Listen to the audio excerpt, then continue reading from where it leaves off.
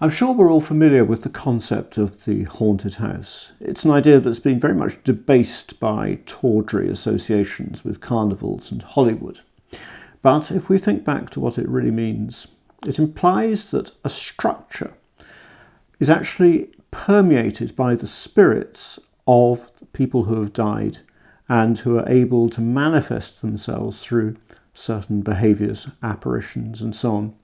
The structure of the building. It implies that the timbers and the floorboards and the joists maybe all may contain vestiges of the spirit. And if this is so, to do paranormal experiments, we don't need necessarily to have a haunted house. We only need to have some of the material from which such a house was constructed. After quite a lot of searching, I was able to acquire some timber like that. And from it I made this box, a very simple box, which I've been able to conduct some experiments with. I'm going to show you one or two of them. If I open the box, you'll see that it contains, at the moment, a ball and a glass. Now, among the various phenomena described by writers on haunted houses, one of the most prominent is the poltergeist. In fact, Edgar Allan Poe, who more or less invented the genre of the haunted house in fiction, describes poltergeists in quite a few of his stories. A poltergeist is a spirit that can physically move objects from one place to another in defiance of physical laws. Now, if you think that's fanciful, and after all, Poe is mostly a fiction writer, I've interviewed a number of bishops of the Church of England, sober men, who tell me that not only are such phenomena possible, but they themselves have witnessed them. I see no reason to doubt their testimony, particularly given what I have myself discovered. Let's open the box and see. Yes, the ball has actually moved, thanks to the poltergeist, into the glass. Now, I'm afraid I slightly misled you a minute ago when I implied that the wood of this box came from a haunted house. In fact, it came from something rather more macabre, a haunted coffin. Now, if you wonder how I got hold of such a thing, I need to tell you a story. And I need to start again with Poe, who wrote a classic account called The Premature Burial. It starts like this. There are certain themes of which the interest is all-absorbing, but which are entirely too horrible for the purposes of legitimate fiction. To be buried alive is beyond question the most terrible of these extremes. Poe wrote often about people being buried alive, and he gathered a number of historical examples. For example, there's one where the wife of a member of Congress died suddenly, at least so it seemed. She didn't move, there was no pulse, no response to stimuli whatsoever. The only and logical conclusion was that she was dead. She was put in a coffin, naturally, and then entombed in the family vault, a sarcophagus, where the door was locked. Now, some years later, the member of Congress had to enter the sarcophagus again, and what he saw barely can be imagined. It was the skeleton of his wife, but not in the coffin. The coffin had been put on a ledge. She obviously had woken at some stage, struggled violently. The coffin had fallen off the ledge, broken open. She got out. She was able to wrest some of the timbers from the coffin, and with them she beat against the steel door with all her might. But to no avail, nobody heard, and the door was far too strong to withstand her attack.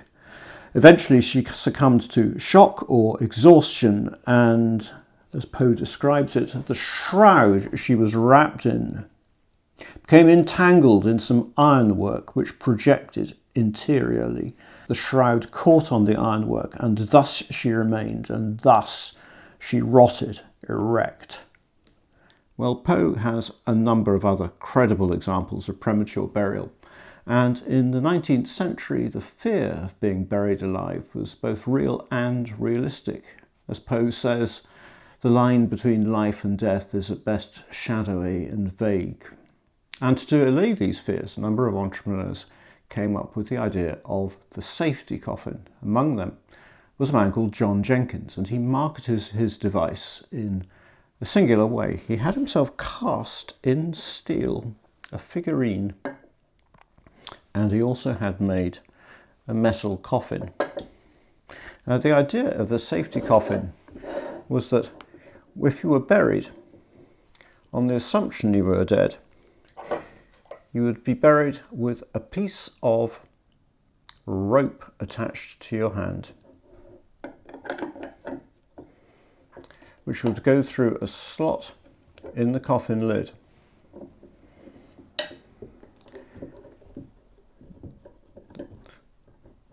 And the other end of the rope would go to a bell above ground.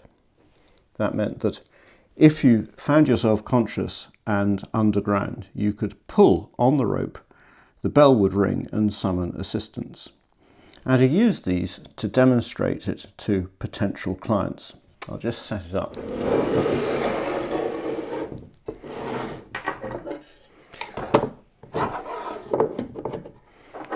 So the coffin goes in the box, the bell hangs from a hook, and the rope is attached to the bell.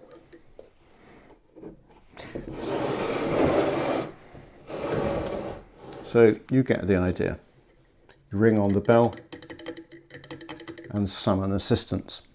Well, unfortunately for Jenkins, competition amongst safety coffin manufacturers was pretty intense. And in an attempt to gain market share, Jenkins came up with what was effectively a stunt. He'd arranged for himself to be chloroformed, put in a coffin underground in a sarcophagus, and when he recovered consciousness, he'd pull on the bell and therefore demonstrate the efficacy of his product. So, as well as going in the coffin, he also decided to take with him a slate so that he could record any impressions that came to him while he was coming around from the ether.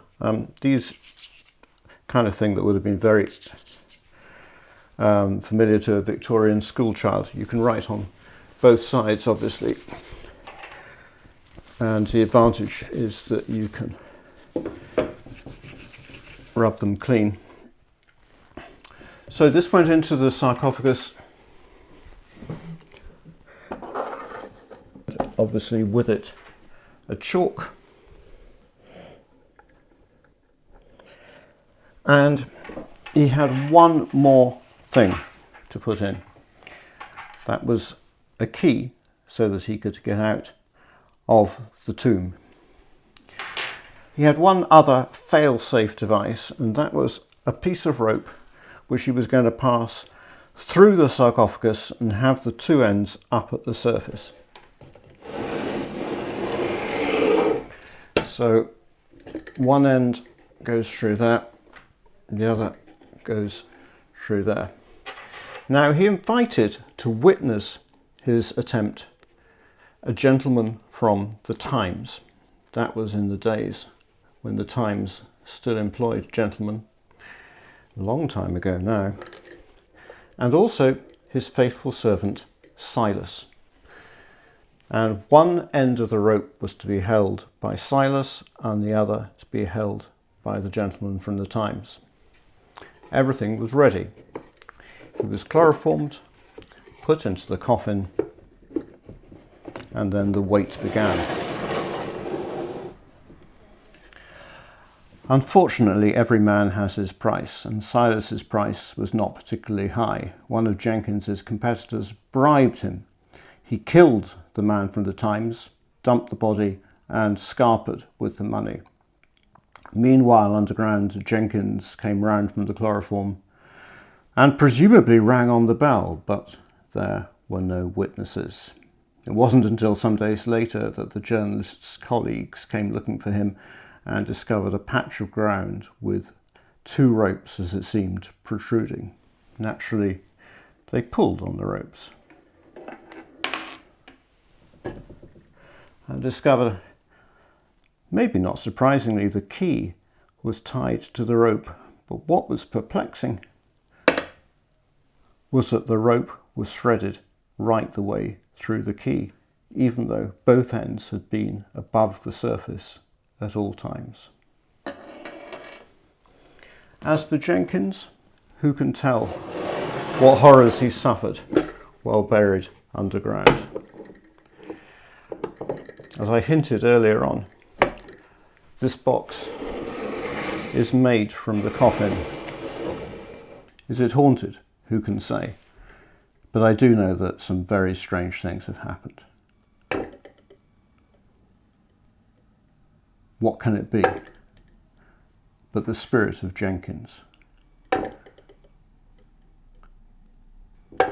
speaking to us across the ages? What does he want to tell us? Well,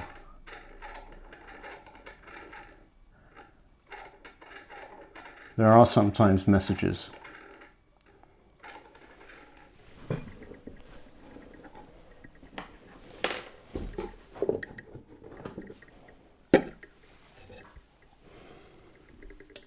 Silas be cursed. Well, that concludes the story of John Jenkins and the safety coffin. How did I acquire the coffin? Well, John Jenkins was my great-great-great-grandfather. I wonder if you can spot the resemblance. I wanted to say a few things about this trick, which stems in fact from Stewart James's original Sefalaljia, which was published in Jinx magazine in, I think, 1937, there or thereabouts. Some of the bits of business are his, some of them are mine. The ball and the glass are his. The ball is ungaffed, the glass is ungaffed. The ring, or in this case key, and rope are his, and they use the Sefalaljia principle, which is explained in that manuscript. It's also explained in the Encyclopedia of Rope Magic, which he edited. It's very powerful in some ways. The key is ungaffed and unswitched, and the rope is also ungaffed and unswitched. And it uses a very cunning principle to get the ring on the rope. The slate is also a very old trick. I think it might first turn up in Anneman's Practical Metal Magic, but anyway, it's the classic method which uses a flap. Now, as for the man in the coffin, the man is actually not cast but 3D printed in solid steel. The coffin itself is cast and machined out of pewter. The man and the coffin are both ungaffed and examinable. The bell is also ungaffed and examinable. The box itself is to some extent examinable and extremely gaffed. What else to say? Yes, although I did this sitting down, you can do it walking around, you can do it from a distance. I mean, all the movement is done by remote control. There are no strings or wires or anything pulling it, so if you feel like it, you can wander around and be some distance away from the apparatus while it's happening. Is there anything else?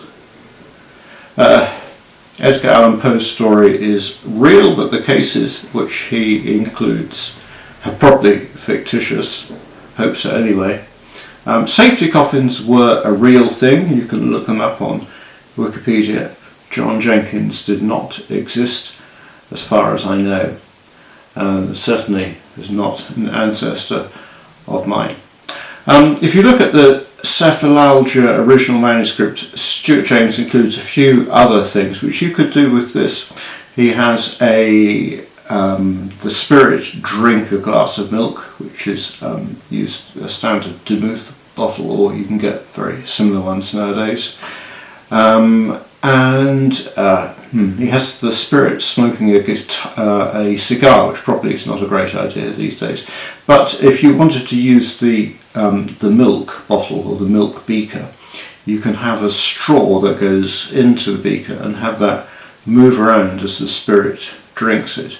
And you can do almost anything you want to occur in a hidden space by spirits you can do with this box. The block cord trick. I don't know if anyone remembers that. That's also in the Encyclopedia of Rope Magic, where a rope penetrates through a solid block of wood. Good trick, actually. You could do that inside here. In fact, you could even do probably a version of the Dean's Knot trick, which Dean's box rather, which is not in fact invented by Dean Dill, but I think Peter Warlock, also in Encyclopedia of Rope Magic. So the possibilities are endless. If you want to give it a macabre twist, I've shown one way of doing it, but I'm sure there are plenty of other takes on this which are a little less dark. Enjoy!